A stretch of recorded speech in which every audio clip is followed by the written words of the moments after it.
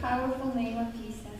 And now we're going to have the scripture reading, and it comes from the book of Exodus, chapter 2, verses 11 to 14, and it is about Moses.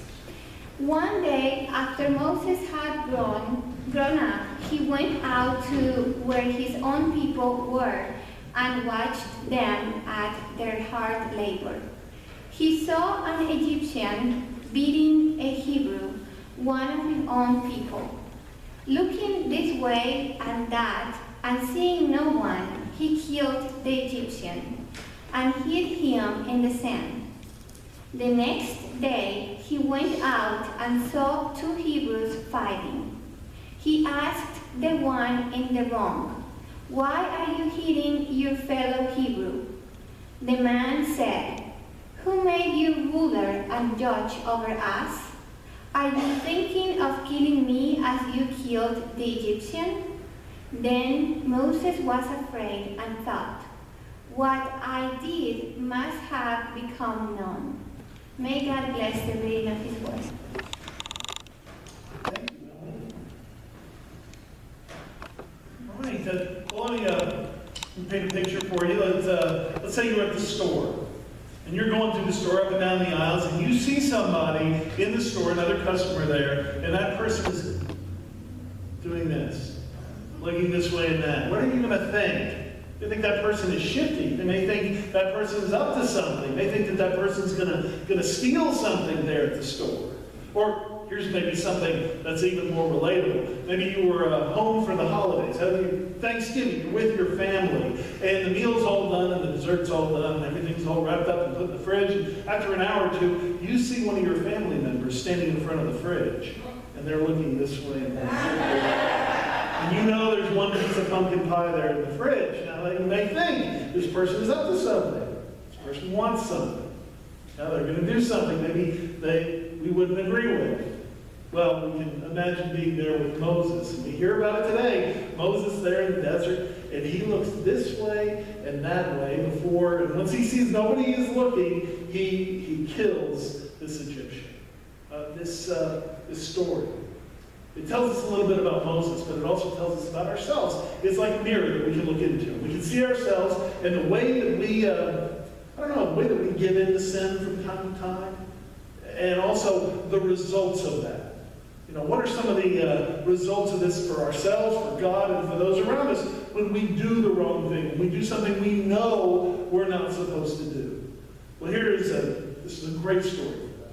We can look at it here. One thing we can see when we look at this story is this whole thing about looking back and forth, That was a sign back then that you're about to do something you shouldn't be doing. Looking back and forth, and it's a sign today. We do this today, and we see it in others as well. Looking back and forth, and why do we do this? We don't want to be caught.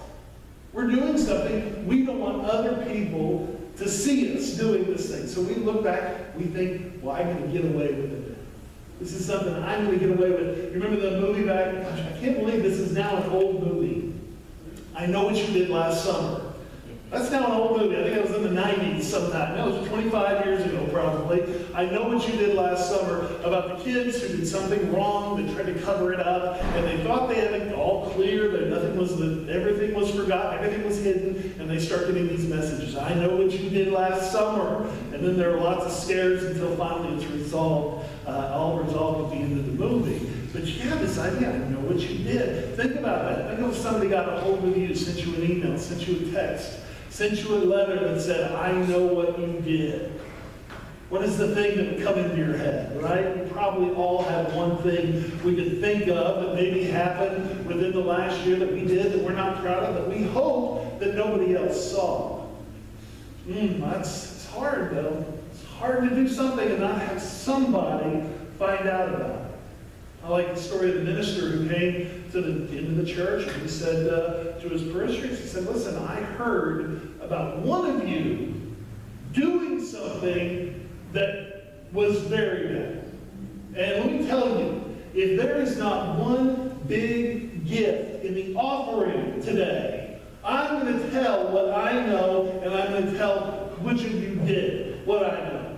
And of course, we know how the story ends, right? Biggest offering they ever got. Lots of large gifts because we all have something, right? We all have something that we have done we don't want people to know about. So we look this way and that way before we do it. But that is folly. Because how often in this world do people find out? Yeah, the headlines are full of that. Headlines are full of people who thought they could get away with something. Who look this way and that and said, nobody's looking, I'm going to get away with this. And they don't. How often people find out? We all know we have a few secrets. Don't we have a few things we've got away with, right? So even if by chance others don't see us doing this thing we shouldn't be doing, we'll know. We'll see it. I'll tell you, who is a harder judge on you than you are? Who is going to remember this mistake longer than you will? Who is going to carry that with them? You will. It's something to keep in mind. No matter, even if we look back and forth and nobody is around like with Moses, we're going to know. And it's something we're going to remember all of our lives. That's something we can guarantee, that we're going to remember our mistakes. We're going to remember the things we shouldn't have done. Oh, you bet. And of course, one thing we have to keep in mind too is someone else may see, even through our best efforts. We will always know and remember what we've done, and of course, God will know. God will see. I always think that the telling of the story of Simon Peter denying Christ. And there's one version in particular, one of the four Gospels, that says that when after Peter had denied Christ 3 times there in the courtyard, he looked around. He did it after. He looked around after to see if he had been caught. He looked around to see who saw this, who heard this. And as he was standing around, he looked through and he could see Christ, the other side of the courtyard, looking back at him. And that's when Peter lost it. He started crying, weeping inconsolably. And that's something to keep in mind, as we go forward, as we contemplate, as we ponder doing something we know we shouldn't do. Who will know? Someone else may well know, even from our best efforts. We will always know, and so will God. And every time we do something like this, it's going to break God's heart. And that's something to keep in mind. There's another little feature of the story as well. Interesting little fact. He looked back and forth. He knew what he was about to do was wrong. But there was another thing too, another thing that we often do. He hid the body. He hid the body. He did it in sort of a slapdash kind of way. He buried it in the sand, which might work out for you, right? The sands are always shifting. Maybe it'll get buried deeper. But there's another possibility too. The sands are always shifting. Maybe it'll be uncovered. And that's the way it is with our guilt. We try to hide it. We try to bury it, especially within us. We kind of like to forget about it. And interesting, one thing we will do if we're feeling guilty about something, and sometimes we do it and we don't even realize it, is we become critical of other people who have done this thing.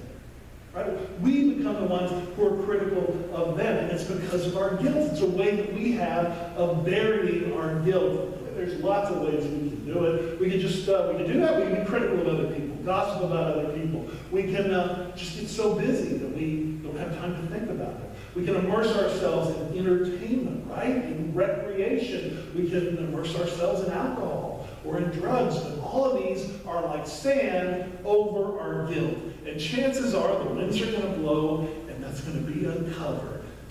Right? Through even all our best efforts, we're going to try to hide it, but it's not going to work.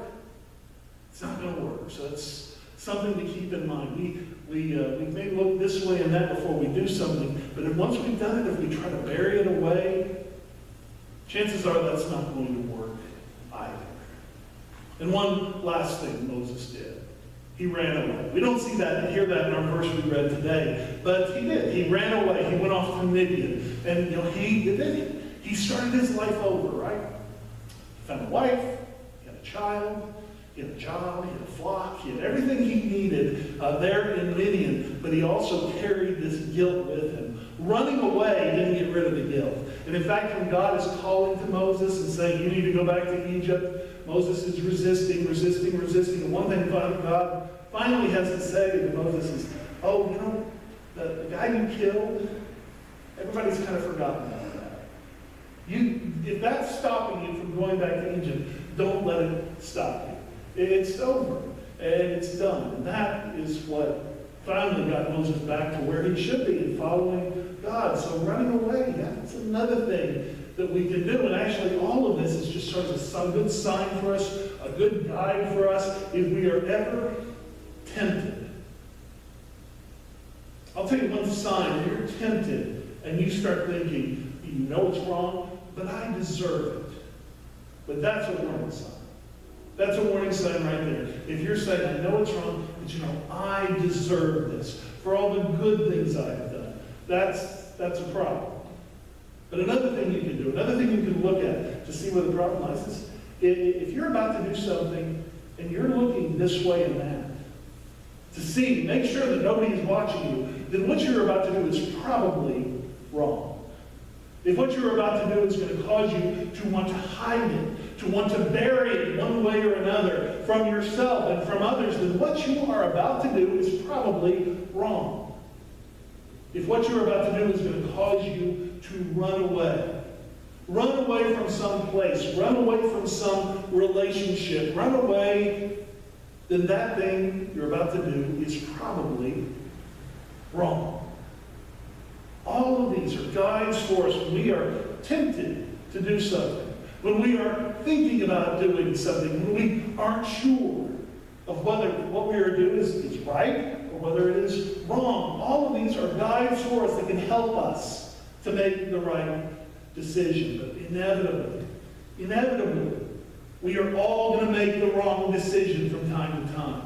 We are going to do things that hurt God. We're going to do things that cause ourselves guilt. And we're even going to do things sometimes that hurt those people around us. And we're going to have this guilt. And we may try burying it, but we're going to find out that that's no use. It can't be buried. The sand is going to shift. It's going to be revealed. So what do we do?